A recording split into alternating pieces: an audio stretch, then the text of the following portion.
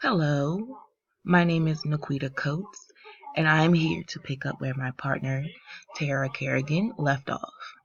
As she mentioned in the delirium overview, elderly patients are more likely to be diagnosed or suffering from delirium because they're on multiple medications and also because they have the risk factor of being diagnosed with dementia.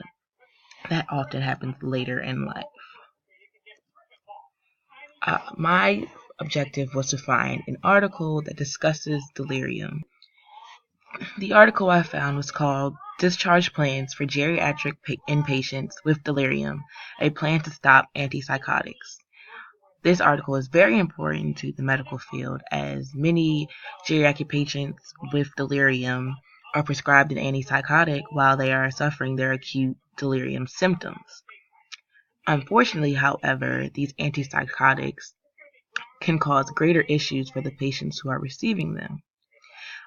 Some of these issues include complications with other medications, increased sedation, which is not good for an already low movement geriatric patient, and also they can lead to death when combined with medications for dementia, another very common diagnosis in the elderly population.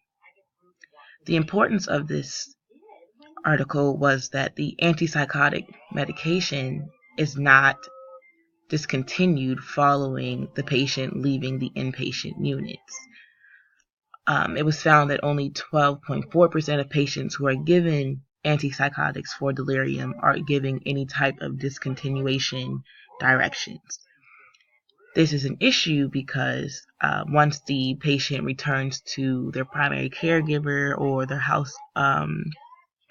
home care, they are not given any instruction to discontinue a medication that they may not necessarily need to be on any longer, and that can cause further complications in their life or bring their life to a halt.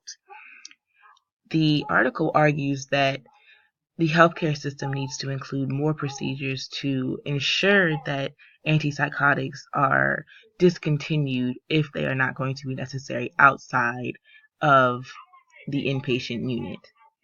Some antipsychotics are necessary for things like delirium because they are a shorter time period of behaviors that do not match the patient's baseline.